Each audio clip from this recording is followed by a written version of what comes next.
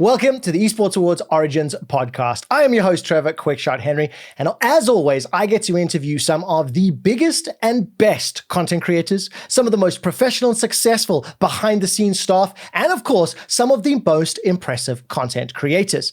Now, today, I do have kind of somebody who ticks off all three of these. Somebody who has been around longer than the majority of pro players competing today have maybe even been alive. This is somebody who was a pioneer in the space, a true multi-game world champion, brand ambassador, entrepreneur, and frankly, so far ahead of the curve that I actually feel bad for him.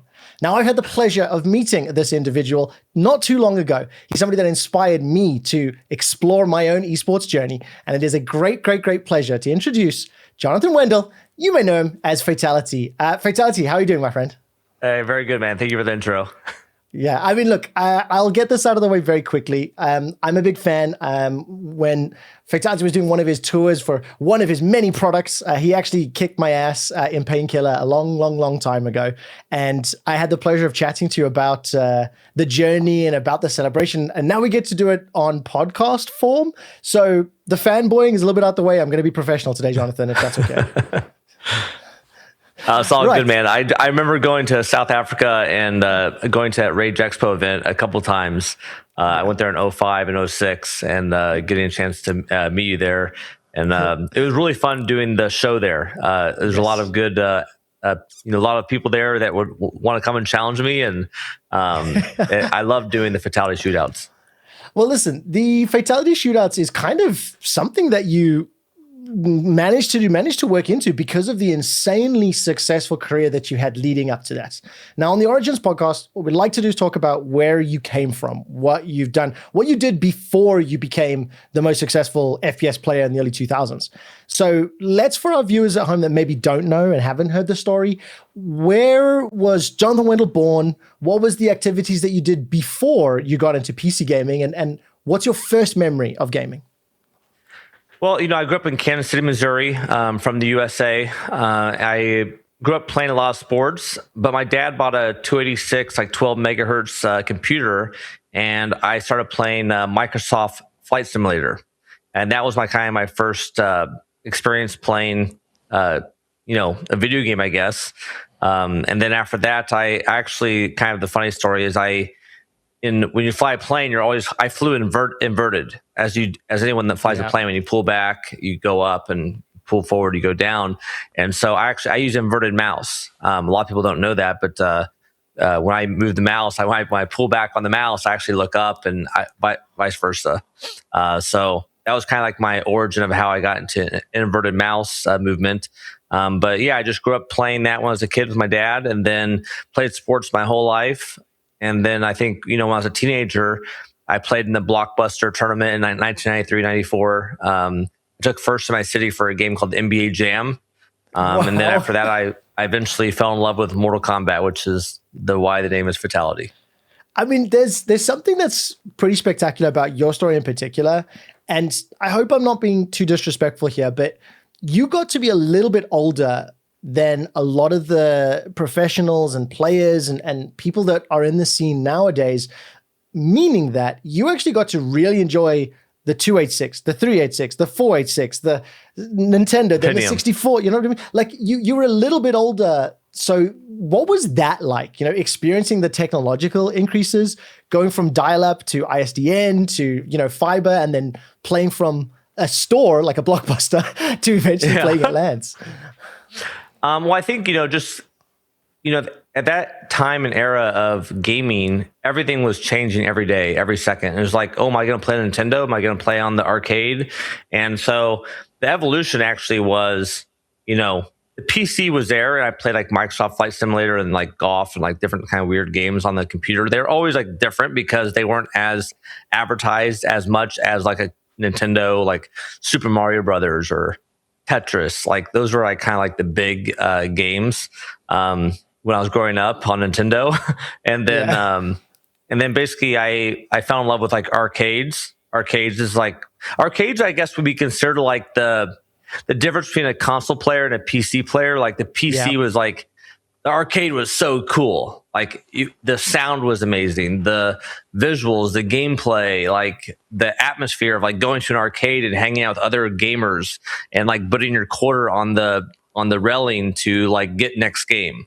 And so that whole idea of like if you win, you get a stay. And so I love the Mortal Kombat for that reason, because going to the arcade, I just want to get my quarter up there, and then I don't want to lose for the longest possible, because if I keep winning, I get to keep staying at the machine as long as I want. And so there'd be people lined up behind us and trying to get in there and trying to battle me, and I just try to like win as much as I possibly could. But that was like the beginning of like kind of gaming at arcades, and then eventually evolved to, the dial-up internet. I mean, in reality, I was there day one when we were allowed to like log on and play games on the internet. So I was there at the very beginning of that. When do you remember playing an FPS for the first time? Because you've talked a lot about, let's say, slightly more social games, fun games, the golfing, the flight simulator, getting a feel for mechanics. The competitive edge and the sporting side of your brain gets expressed through Mortal Kombat. And I just presume you're one of these sickeningly talented players that is just really good at every game you play. So you're smashing people in Mortal Kombat.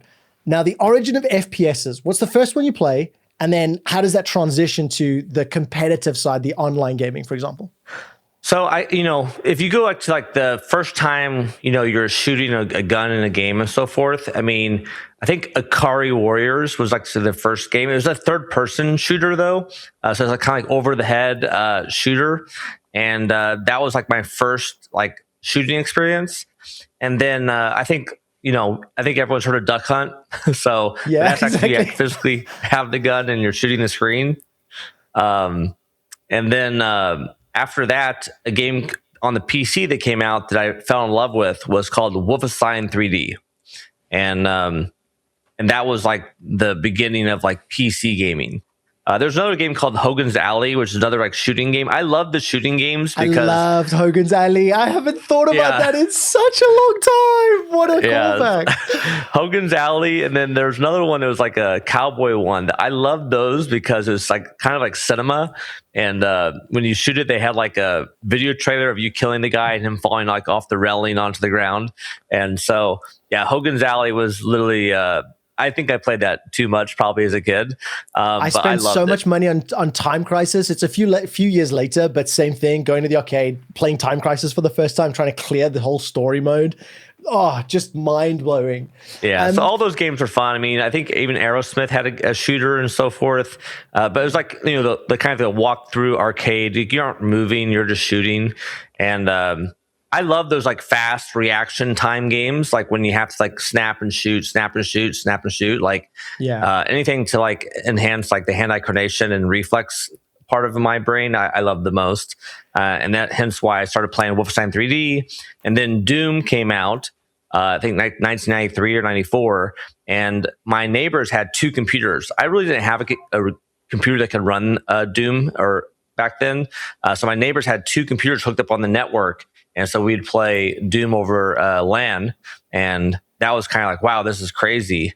And then later on, we found out you could use the mouse. Like that was like the beginning of like the whole like mouse and keyboard era, because everyone was just using the keyboard. They were just moving around with the keyboard. I mean, that's also crazy as well. I think there's a lot of people that don't even know mouse technology used to have that ball, that you had to take out and you had to clean the little magnetizers. I have one if you want to see it.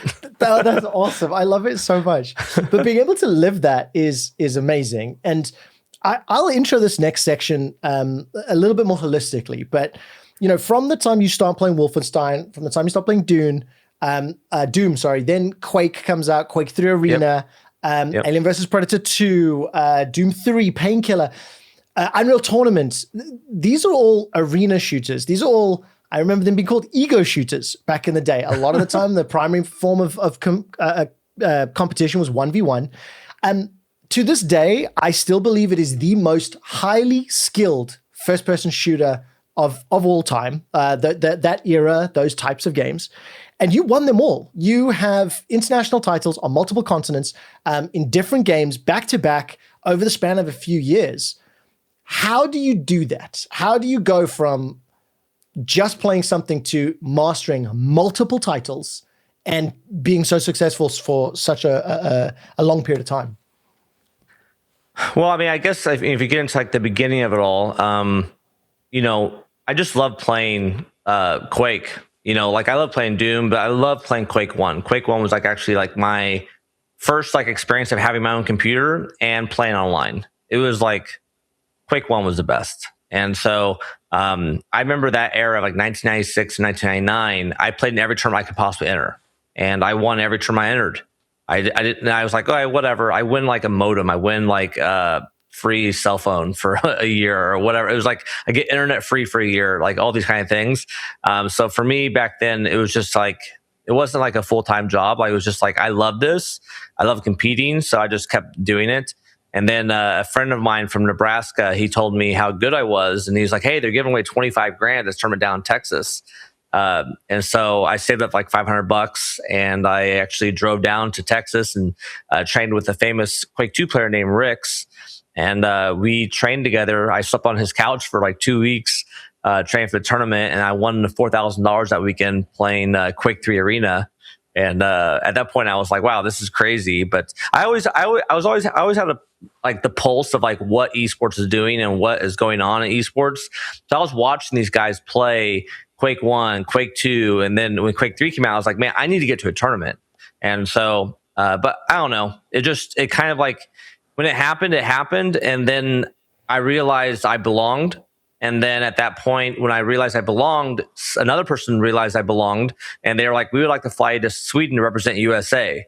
And so I was like, "Yes, let's go." And so I went there and I won 18 games straight, losing 0 against the top 12 guys in the world. And so that was kind of like the beginning of becoming a world champion. And then me start being a salesman almost instantly. I walked up to the sponsor and I go, "Hey, you should sponsor me for the tournament in 2 months." And they were like, "Oh, we already sponsor 2 people." I'm like, "Well, wouldn't it be great if the guy that won the tournament was wearing your shirt?" And so I said it very confidently because I just won 18 games straight. And then we landed in Chicago, and he walked up to me and goes, "Yeah, we're going to pay you." I'm like, "Sick." That is amazing. Do you know what I love so much? What I love so much is at the risk of being, a little disrespectful, your successes, the victories in CPL, Frag, WCG, QuakeCon, these are tournaments back-to-back, multiple years. The list goes on a lot. But one of the things that I didn't appreciate and didn't know at the time that I was watching you compete and watching these tournaments happen is just how much business you were doing on the side. Because it seemed like in tandem of winning these tournaments, you had these brand partnerships. You were launching Fatal1ty branded hardware, Fatal1ty branded mouses, sound cards, graphics cards. How do you pull that off at the same time as being quite literally the best player in the world in these respective titles?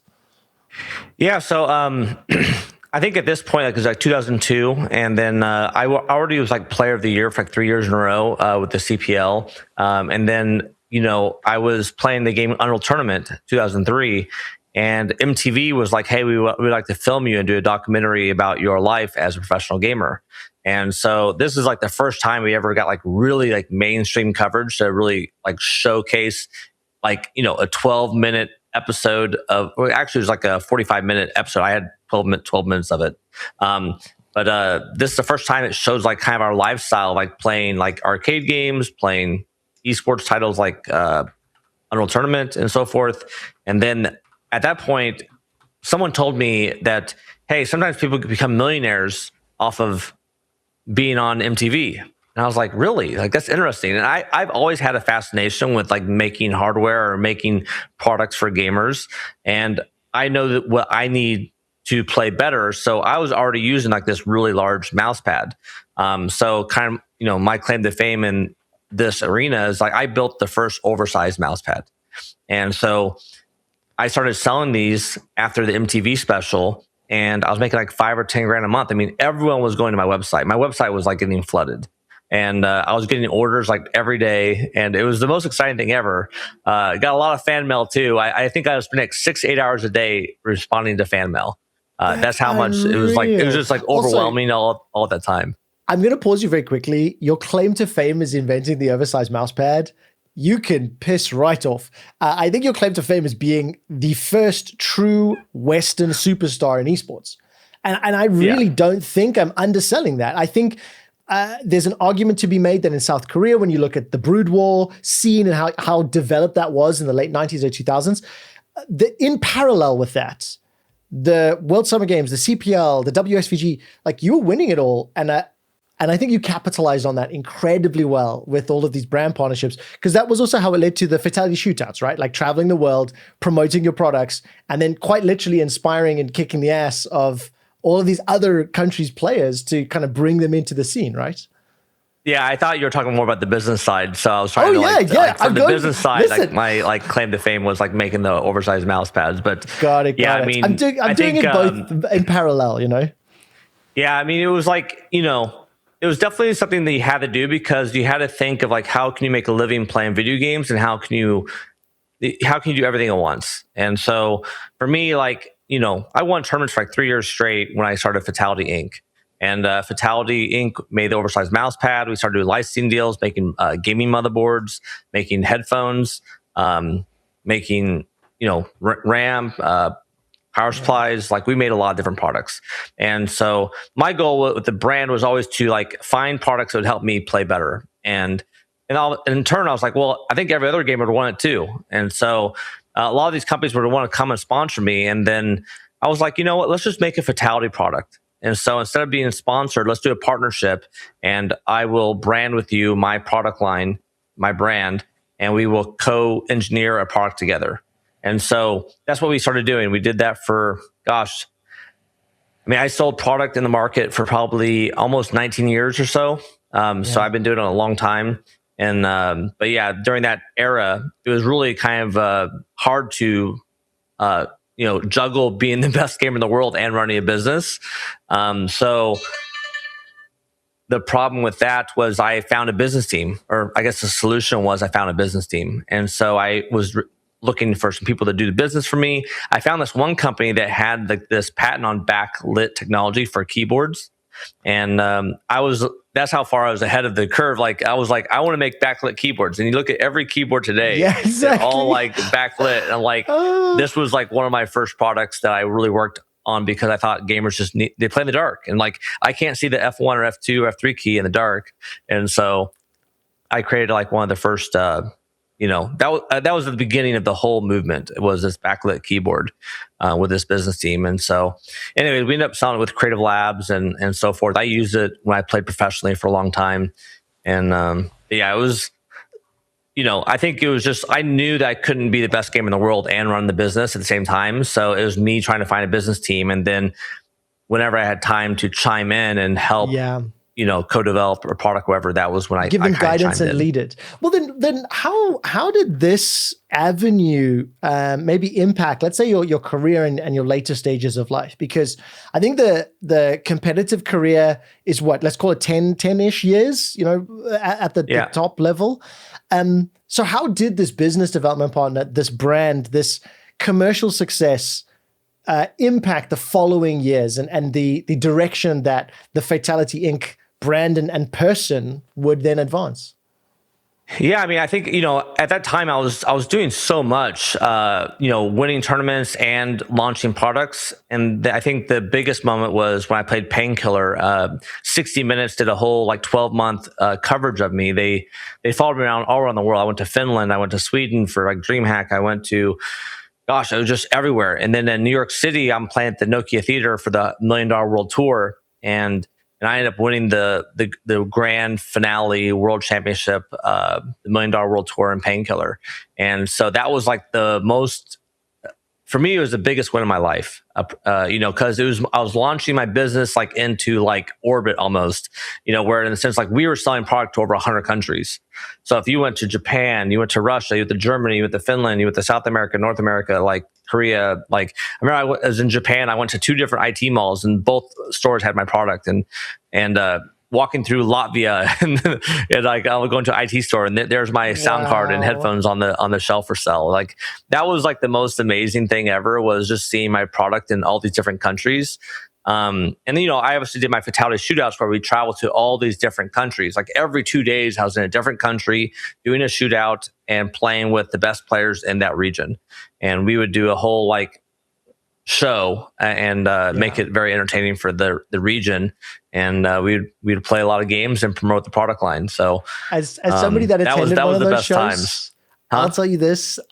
You guys put on a hell of a show. As somebody that attended the 2005-2006 event in South Africa, I mean, the South Africa PC online competitive gaming scene is tiny, right? Like comparatively speaking. And I'm sure that's true in so many other countries that are developing and maybe not at the quite, sphere of like America and Europe. When you think about the successes you've had, do you think you're more proud of your tournament wins, or do you think you're more proud of seeing product in Latvia? Like, can you even compare them? I would say they're both amazing. I think the harder route is definitely winning tournaments. So I'll take my 12 world championships or major championships, however you want to phrase them. I won like 70, 80 tournaments, but like the 12 I won those were very important to me every time I won those. And I think a lot of people don't really realize, like, esports back then, it was do or die. If I did not win, there might not be a brand. And if I did not win, we wouldn't have moved forward as fast as we did for esports, like popularity worldwide. Like, that was my goal, was to show that you can make a living playing video games. And that was my whole mission every day I played video games, was that, like, because everyone told me like, oh, it won't work out. It's not, you won this tournament, but it's going to be over in a year or two. And so for me being persistent and moving from game to game to game, and like then launching the business, but like, showing the world you can make a full-time living as a like traditional athlete in esports, that was my goal, and that's what I achieved, and showing the world that was possible. And then now today you have hundreds, if not thousands, of gamers making a living, a career off of gaming. But that was my goal during those original days. Yes or no? Do you believe you demonstrated that your goal could be a reality? I think 100%. Like, yes, I think that's fair. That's what I was looking for. It was,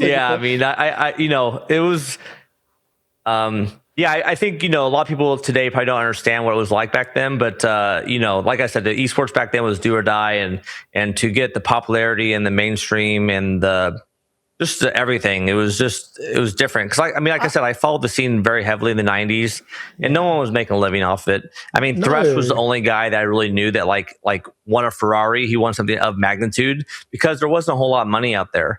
But then he parlayed it through like startups and businesses and so forth, and did an amazing job as well. But for me, I wanted to show the world that, like, you can make a full-time living off gaming. And that was kind of my goal, to globetrot and kind of barnstorm the world and show that you can make a full-time living from playing video games. Let's talk a little bit about then the origin of the esports scene, especially in the West, as it developed, because I think that time frame from the late 90s to the early 2000s, with tournament organizers, like World Cyber Games, World Series of Video Games, Cyber Athletes Professional League, CGS, I forget what it stood for, but that was also out. Championship MLG, Gaming Series, yeah. Thank you, Championship Gaming Series. I know I was the global spokesperson for it. There we go. Now, all of these tournaments grew, okay? But I think there's probably a lot of people who will watch this video, who will look into the origin story, that don't really comprehend what it was like in the mid-90s, late 90s, and early 2000s. Could you paint a quick picture for me on like how the scene goes? Because the sentence you used was, if I didn't win, there's no more journey. Yeah, I think everyone back then, it was just like, you want to win these tournaments, but at the same time, the prizes were not worth like quitting your day job or quitting school or doing anything. It wasn't until about 2000 when we had Quake 3 come out, and really there's like, if you win every tournament, you'll make over $100,000 a year. And so for me, Quake 3 was like the first time we really had all the best players in the world at one event. The CPL summer event in 2000 for Quake 3 Arena, everyone was there. It was the mecca of like collision of like all the Quake 1, Quake 2, and Quake 3 gods, like all combining and coming in one spot. But like, it was just also where all the Europeans were coming. You had you even had a top South Korean gamer come and play and place in the top 3. It was absolutely insane. He came out of nowhere. But Machiavelli was there in the grand final against me. Immortal, Rix, like Kane, Timber, Doomer. Like there was all these like legends from the Quake 1 era, and I used to watch them. I used to follow them pretty heavily in the like 97, 98, 99 frame. And I was a big fan of these guys. Like I even told Kane, I was like, dude, I'm a huge fan of you playing Quake World. And so it was kind of cool that he was talking about me. And so I was like, this is nuts. That's like, awesome. you know, I was just blown away. But I was a big fan of Kane back in the day when he was playing Quake World.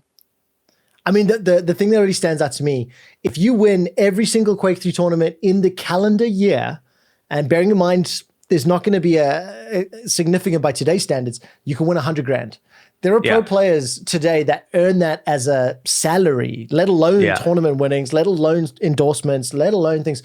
The growth of the industry went somewhat in parallel with the growth of Fatal1ty Inc. and your businesses.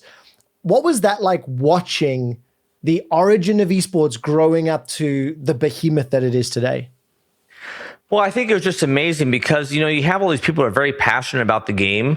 And, you know, I thought Dota did an amazing job, like getting the community involved and like letting them like help raise the prize pool.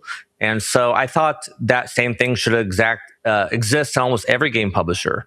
You know, that's what I think we all wish more from Quake back in the early days. We wish we would have had, because everyone played Quake. I mean, if you look, Elon Musk plays Quake. Joe Rogan plays Quake. Like you know, everyone in the world played Quake back in the day. It was the de facto game to play. There was no other game to play besides Quake. In reality, I mean, it was the best game. And and if you were bad at Quake, you played Unreal Tournament. I don't want to be too disrespectful, but that's how I remember. And then if you sucked at both, you played Call of Duty, and that's where I played most of the time. Yeah. But the other thing that we don't have the time to dive into, but kids today do not understand the skill required to be good at those games. The movement, the aim, the prediction, timing, managing the resources, managing ammo, it was just on a completely other level. So thinking about how the games have changed, what's something that maybe you like or dislike about how the games themselves have maybe changed with the industry as it grown up? Well, this is actually a really deep question, but you know, I mean, by far the skill ceiling of games has changed tremendously. You know, there's so many skills I have that I can't even use in the current game market today.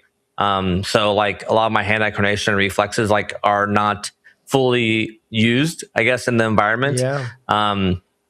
I always say like in 2005 was like probably the last year we had like an arena shooter, and it was Painkiller. That was the most aggressive, high skill ceiling game in the world. I mean, it was so crazy. The top 3 in the world, the top 8 in the world, you're in a different world. Yes. But yeah, so you know, the games we play today are all about 50-50 experiences and teamwork, and which is fine. You know, the teamwork is important, and that's what it is. But the skill ceiling and playing 1v1 deathmatch has not came back. And so that's something that I personally would like to see more in the future of esports is the traditional, like this is the origin of where esports started. It was 1v1 deathmatch. It was mano a mano. There's no abilities, no nothing. There's just weapons on the map and you got to battle it out. And so it's just like when you start a game of chess, everyone has, you know, you might start first because you got a better spawn in Quake. But like, you play the game how you have to play the game, and then eventually the best person will win through tactics and through aim and through agility and being offensive, defensively, being crazy. It's a lot of fun playing at the highest level in arena shooters. It's there's definitely a lot of like brain power trying to psych out your opponent, but also just knowing like how they're going to change. The game's also completely different because in the arena shooter, you know, it's a confined map. The spawn points for your armor and your health and your weapons are always the same, but they're on set timers, right? So you've literally got to be planning 30 to 60 seconds ahead while reacting to your opponent. I will say that one of the saddest things from my perspective, having grown up keyboard and mouse and FPSs, I believe should be played in keyboard and mouse. I'm so frustrated that the controller generation is taken over and that aim assist is a thing. It kills me every day. I'm not going to rant about that more because that's not what the point of this is, but it really frustrates me. It really frustrates me. I think crossplay is amazing. But that's like one of the things I like about today, because I wish crossplay existed back in the early 2000s. I was like, man, like it'd be so much fun to play with all these console players because it would build our community, make our community bigger. Yeah. And so when I saw that of the new generation of gaming, I was like, well, this is great because I see the power of it. I mean, it brings people together for one part. Whereas like I would like in the past, like when I played Quake, I didn't really hang out with any of these Halo kids or whatever Call of Duty or whatever other games they play.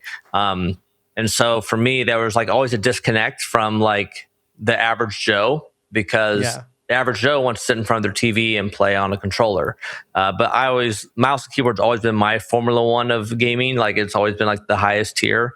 But yeah, I'm kind of concerned about the auto aim stuff and where esports is going. I think we're at a point of where I feel like at any moment it could change completely, where maybe we're not using the mouse and keyboard ever again. And I'm just like, I have a lot of thoughts about this, but I think we're getting close to like where these game developers are playing God and letting these auto aim, like basically hacks on your controller, take advantage of people that have built up these skills with mouse and keyboard. But it's kind of like the evolution of like, it is, but are we going away from mouse and keyboard completely, or what are we doing here? There was a question that I had here is like, do you think something's been gained or lost with the proliferation and the growth of esports? And the example that you just gave about, let's say AI, aimbots. I mean, it's aim assist, but let's not kid ourselves. Yeah, it's a little bit of an aimbot. The skill that players are now utilizing in games like Apex and games like Call of Duty is actually managing the aim assist. Now, it's a different skill. Okay, I don't want to shit talk. I can't play with a controller because it's not a thing. It is a skill, but it's not the skill of hand-eye coordination and so I think that's been lost. But when we look at the whole market, like when I can hold left trigger and it tracks the guy perfectly, I'm like, dude, like that's me on fire. That's like me like being at the top of the tier of my game. Like, and then watching this guy just hold left trigger and doing the same thing from this range and knowing that that's the sweet spot. I'm like, this is nuts. Do you know what? I'll say this for anybody who's not an old school FPS player. You're listening to two old men arguing about FPS. Not arguing, being mad about how FPS has changed because we like the good old days. I know. When you look at the whole industry, and we do look at the immense success that FPS titles, even on console, and MOBAs and strategy games have found, like, how do you feel when you look at the industry and say that you laid the roots, you paved the way, like you made the first steps on the path? I mean, that was kind of like, the whole point was to, create a blueprint for the future of esports and try to like lead by example. And that's like basically my whole goal, my whole life. For me, I've always said before, like, esports is my life and I want to do it for the day I die. And so for me, I love what I've been able to accomplish and what I've been able to do. And I want to find ways to keep moving forward with that. And then kind of like to hit up on what you just said, like, I think a lot of gamers, they don't realize, like, sometimes, when the game changes, you got to adapt to the game. And what I noticed in the previous, like when I was playing competitively, I noticed a lot of the top tier players didn't move to the next game. They were too scared because they put all this energy into learning one game. I was world champion at 5 different games because I was okay with realizing I suck again. And so like that was like the biggest thing for me, is like I have to train, I have to practice, I have to get back into the game.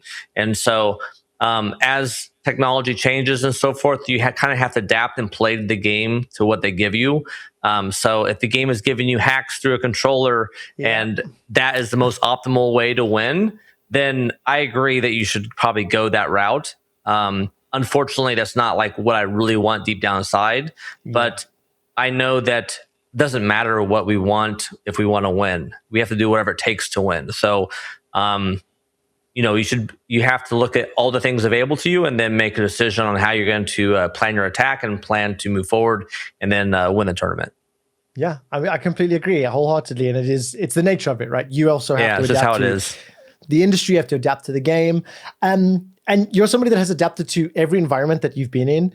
Just before we start talking about what modern day Johnathan Wendel, Fatal1ty, is doing, let's talk a little bit just about your legacy. It's maybe even a little early necessarily to go that way, but in 2010, you've been inducted to the Hall of Fame for video games, Esports Awards, and awarded Lifetime Achievement. You're somebody that I think a lot of the younger generation should know about, first of all. And if they don't, hopefully interviews like this can help. I appreciate it. What is it that you want your legacy to be seen as and be known for? Well, I think, being the guy that globetrotted around the world and showed the world that you can make a living playing video games. I mean, that's what I did. And I barnstormed the world, and everyone said I couldn't do it. And that was kind of the whole mission, was to show that it's possible to make a living playing video games. And that's basically the beginning of it. Obviously, I was at one point I was the #1 FPS gamer in the world. It was for about 10 or 12 years. I was the highest earning player in esports, and I won 12 major championships, countless tournaments, and but yeah, for me, I think the beginning was that I showed the world that you can make a living playing video games, and being the #1 game in the world doesn't hurt either. Yeah, that's for sure. On a personal level, do you think that what do you think has had a larger impact on the wider audience for you, from your feelings? Winning all the games, winning the trophies, being the best in the world, being the marketing, branding, product leader that you are, or inspiring people like me. And I know you've had a lot of players and people come up to you during those shootouts to tell you that they want to pursue it. What rings true is most valuable? Yeah, it actually gives me chills right now, because it's just hearing your story, how you got into the sport, and how I've touched so many people across the world.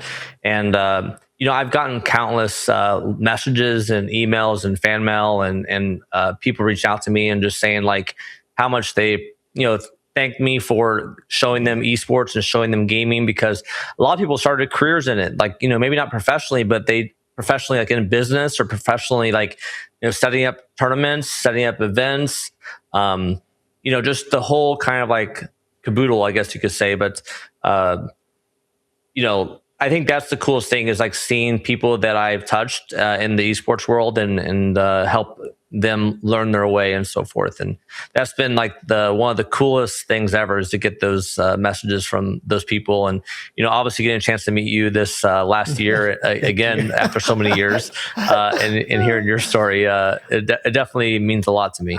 I'll say this as somebody who's on the receiving end. I was about 15 or 16 years old when I got to compete against you in Painkiller, and Painkiller was my game. I played Quake and I played Call of Duty, but I practiced it because it was announced that you were coming over and this is what you're playing.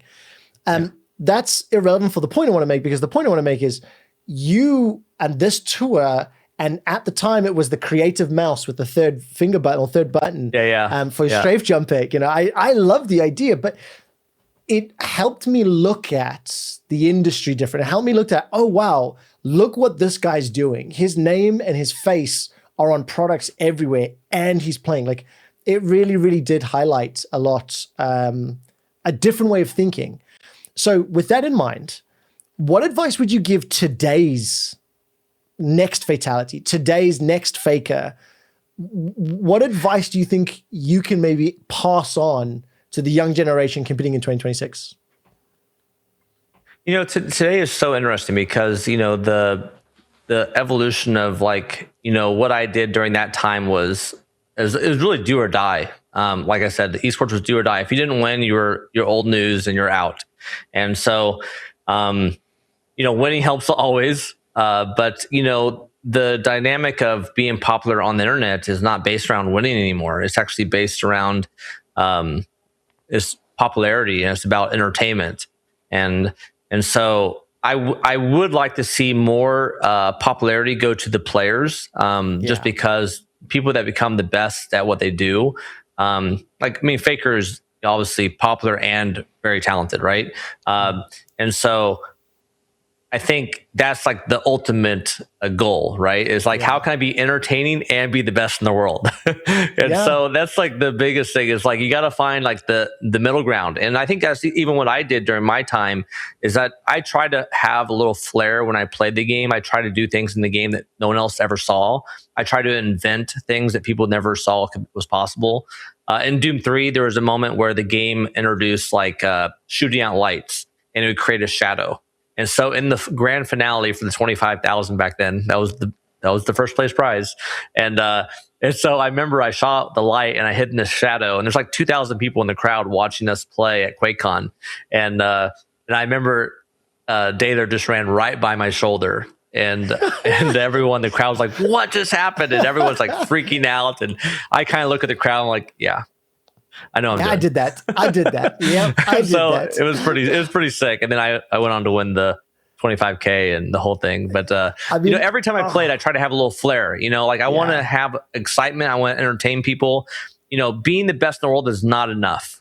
And so you got to find ways to engage people and make them interested about what you're doing. But that was kind of my thing. Is I was just trying to it's more than just being the best gamer in the world. It's probably more than being the best entertainer in the world. It's probably doing a lot of things really well, and that's how you're going to get ahead.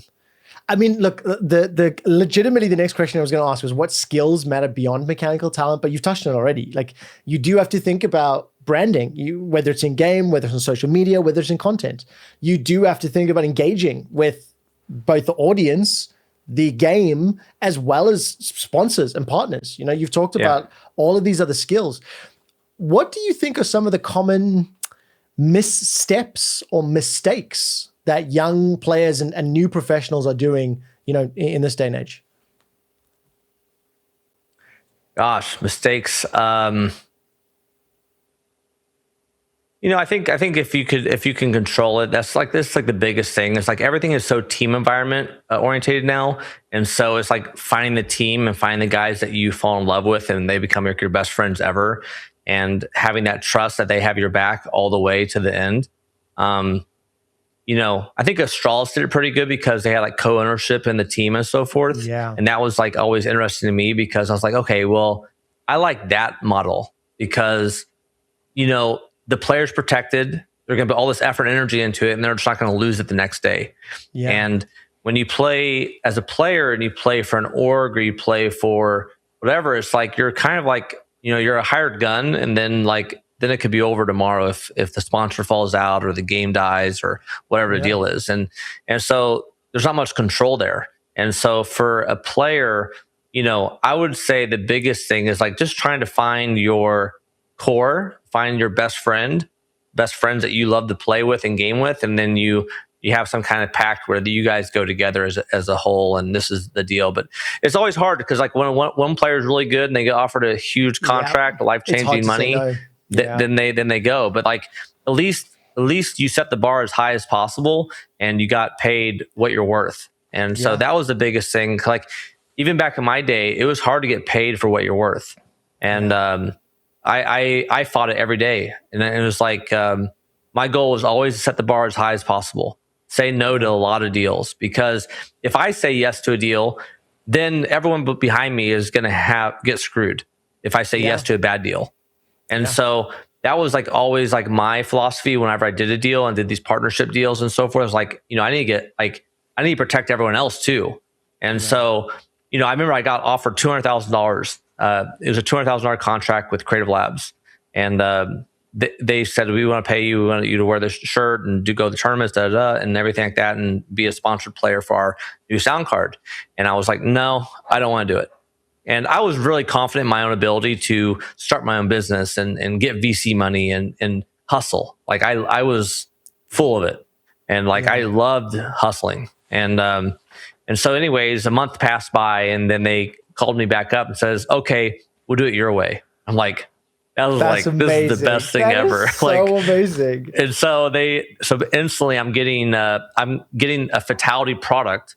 So I'm actually making a Fatal1ty product where I help, I was already helping the engineers and stuff well before they ever offered me the money. So I, like just to kind of give a like you wanted Epic the Games product had really as well. bad sound in Unreal Tournament. Exactly. You wanted something that was going to help you make it better, make it more competitive. Yeah, so I was already complaining about this. That's actually how I got the deal, is because I was complaining about sound in the game, and it was so funny because like after a year plus with the engineers, I was talking about the sound. We were doing all these like testing, and we were wearing different headphones. They haven't come to the headquarters. I was like, wow, this sounds really amazing. Like yeah, this is the new X5 that we're working on. Yeah, and I'm like, this thing's sick. And then I can hear things so clearly now. And so we got all into it, and I helped them with the sound. And that's when they offered me the $200,000 contract. It's like, hey, Fatal1ty actually knows what he's talking about. Like he actually knows how it works. And also I knew about how much resources sound took on your computer. So like if you installed no sound drivers on your old computer, like back in the Quake 3 days, you would like almost double your frame rate.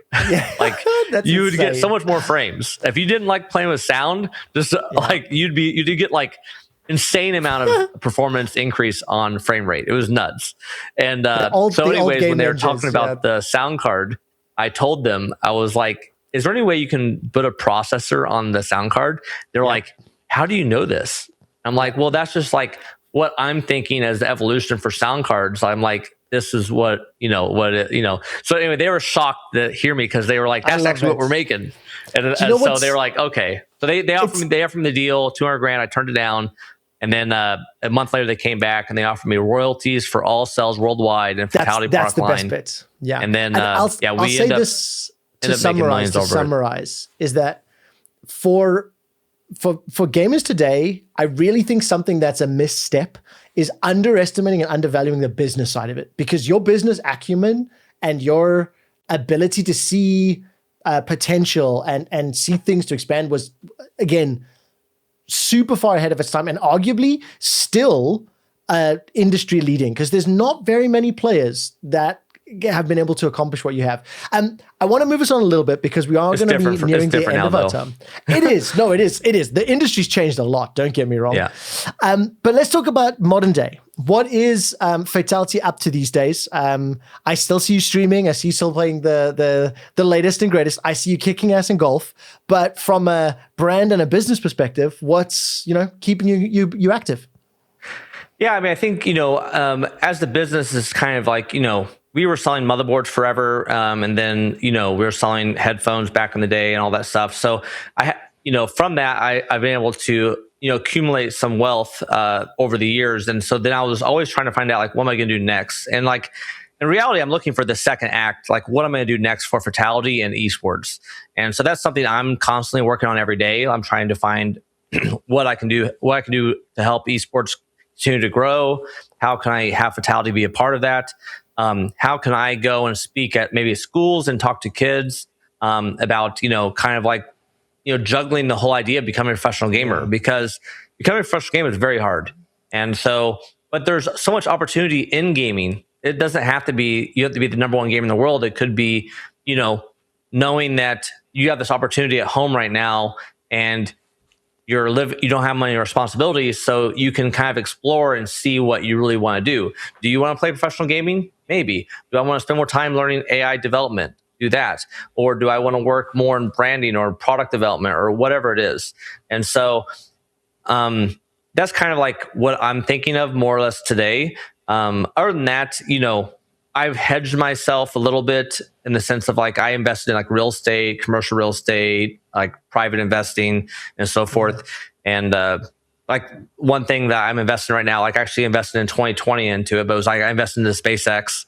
And so that one's looking like it might be a good one. But congratulations. Yeah. So we'll see. Like I'm always kind of like, I'll believe it when I see it, just because my whole life, even when I was playing professional gaming, I got sponsored by certain companies and so forth, even back in the day, and didn't get paid. And so, I'm very much like, you got to prove it to me. Like I don't believe anything until I see it. So I'm kind of the very curious person. I want to go in and dive into the details and learn every ounce of it, and learn, is there an edge here? Just like if you're in a video game, you're trying to find like, where's the edge at? How can I win this battle the majority of the time? And so even in business, I'm trying to find that edge, and like, where is that teetering, good or bad. And so that's just kind of like what I do. But yeah, I still love streaming I stream on Twitch, X, YouTube, all that stuff. And I love always playing the latest games. And right now I'm actually working on building a super rig right now. I'm actually in the process of getting a whole new system. So I'm super excited about getting more frames. Good luck getting RAM, because it's ridiculous at the moment with RAM prices. I know some people.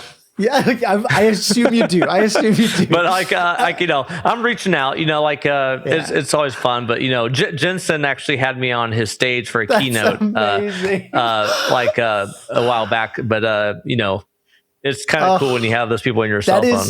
That is one of the coolest flexes you could ever have done. Like, seriously, that is a mic drop moment. Give me a teaser or a thought. Like, maybe you don't have an answer for this. Fatal1ty second act. What direction could it go? The thing that excites me the most is trying to find out what is next for gamers. Like, is it a product? Is it a service? Is it I'm always curious, like, what is the next generation of gamers? What do they want? Like, I play all the time. Like, I've never stopped playing, so I'm playing every day. I have a crazy setup here. And so, like, I'm always interested in, like, how can I play better? How can I enjoy it more? What are the problems I'm having? Like, I'm in my 40s now. So, like, I'm like, what do I want different than what is currently available? So my brain is always working. Like, I don't want to just make the same thing over and over again. Like, yeah, I can make mouse pads again. I can make a mouse and keyboard and all this stuff. But something new, something's going to push things forward. I'm trying to, like, because I was the first at creating that movement. And so I want to try to I want to be the first again at the next thing. And so that's where my energy goes towards. Like, I don't want to move backwards and, like, do things I've already done before. Unless I can really make a difference. So I'm trying to. That's where my energy goes towards, and I'm always trying to, like, think, like, what that is. And so I don't know. I'm building some decks right now and so forth about some, like, concept and ideas, and I'm really just kind of curious to see where things go. And you talked a little bit about earlier, like, the mouse and keyboard and the controller debate, and where that's going. And I feel like we are at somewhat of a crossroads there, where I wonder how much gaming will change the next 10 years with these devices. And are we going to be using a different device? And not only that, software. I mean, did you see that? This is, again, we're running out of time now, but Sony just patented basically an AI bot to play for you if you get stuck. Like, sure, so now I'm just going to watch my computer play instead of Twitch, or instead of wild. There still has to be some skill involved. I mean, honestly. I agree. I cannot wait. I cannot wait to see what Fatal1ty second act is. I do want to say we need to have a separate conversation. We have to do a different podcast and go for hours on all of these strings. But I do have to wrap this one up with some quick fire questions. Trust your gut. Try to give me the first answer that comes to mind. And if it's one word or if it's a sentence, I'll follow your lead. Okay? Okay. Let's start with some good nostalgia ones. What is your most memorable tournament win? It has to be the $1 Million World Tour, the comeback, and that was the best moment of my life. What is your favorite game that you ever competed in? Gosh, I mean, Quake 3 was so good. I mean, Quake 3 was the beginning of all of it, and the very exciting times in Quake 3.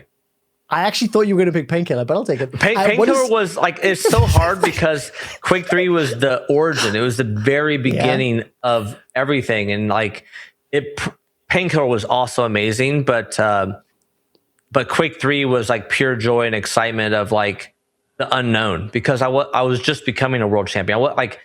My goal was just to travel overseas to play a video game and, like, become number one in the world and don't be an asshole. Like, that was, like, my 3 goals.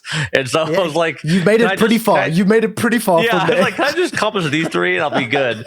And but yeah, Quake 3 was the beginning of it all for me, for professionally, like, to be recognized on the world stage. Who is the hardest opponent that you ever faced? Hardest opponent I ever faced. I would say it's Vu because we got to play each other so much, and he was very evasive. He like I really hated how much he ran, but his movement was so good that he could just go wherever he wanted to go. It took me like 9 months to catch up to him. Like it took 9 months to like figure him out, and also just figure myself out. Like I was just moving around the map slow. To not get too crazy here, but there's bunny hopping in Counter-Strike. Everyone knows it. If you use mouse accel, it would make you move slower, so you don't make perfect turns when you're moving through the air. And so I didn't realize this until about 9 months into the game, or 6 months. It took me 6 months to figure that out. So that was why I was moving so slow, and he was always getting away. And then once I cracked that code, within like 3 months, I beat him in CPL Summer, and then obviously I think I also won in Singapore, and then obviously in New York City. Pro tip for everybody watching, just turn off mouse acceleration. Just turn it off. Yeah, if you want to move really fast and bunny hop, that's what you need. No mouse cell. Let's go with one habit that made you a consecutive champion. A lot of practice. Yeah. It was practice. But I had a lot of superstitions about how I prepared for tournaments. I always cross my ankles when I play. Like I always just cross them. It helps me stay stable. I don't ever sit in a chair that swivels. Here at home I do, but in a tournament I would never do that. Tournament, got it. Yeah, I would never. It would always be a standard stationary thing. That's so that's like your pro advice for anyone that's playing Counter-Strike or any high skill game right now. Give me your favorite map across any of the games that you've played. Oh man, favorite map. Yeah. The original Tourney 4 on Quake 3, the original one with floor damage. That one was a lot of fun. And I definitely had a trick up my sleeve on that map that I definitely knew what I was doing. The other map is a map called DM2 on Quake 1, Claustrophobus. Okay. We'll definitely have to get some images overlaid here for our producers. Right, one last one. Two last questions. The very second last one is favorite weapon that you used in your arena shooters. I love the rocket launcher. The rocket launcher was the best. Rocket jumping, but also just dueling people with rockets and shooting at their feet. Prediction rockets. I couldn't find anyone that could beat me heads up in a rocket launcher fight. The last question. Peak Fatal1ty in Quake faces off against Peak Rafa in Quake. Who wins?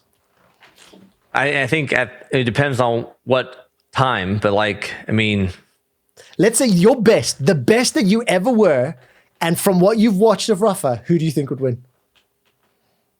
Well, it depends on the time. In Quake 3, I was by far the best. But obviously, Rafa was by far the best in Quake Live, later on, so. Yep. And also realize in Quake 3, at the beginning, we were using ball mice. Yeah, also true. Also true. So I think about a lot of different things. I think, obviously it's been awesome to compete against him and so forth. I'm not sure if he played any of the tournaments I played in. I think he started after. If my timelines are correct, I think he started a little bit later. So. Yeah. But I have a lot of respect for Rafa. But during my prime of playing Quake and Painkiller, I'm pretty sure I would have had it. That's what I wanted to hear. Thank you. Listen, Fatal1ty, Johnathan, thank you so much for taking the time. For the last moment to just let us know, what are your channels? What are your socials? How can people find you and keep up to date with what you're doing? Yeah, just it's Fatal1ty. I'm on Fatal1ty on X, Twitch, YouTube. I think it's Fatal1ty TV on YouTube. But you just go to my website, fatal1ty.com, and you can find everything there. And keep in mind, it's Fatal1ty with a 1. You can see it on his shirt. Yeah. I'm going to say thank you so much. It is always a pleasure to chat. And thank you for giving us some insight into the origins of both the brand and the successful businessman and the products. And I'm looking forward to Act 2. So thank you so much, Johnathan. Thank you very much. That does it for another episode of the Esports Awards Origins podcast. I've been your host, Quickshot. That was one of my favorite interviews that I've ever got to do. And of course, we got a whole bunch of them down in the playlist. Go watch another one. And we'll see you again soon.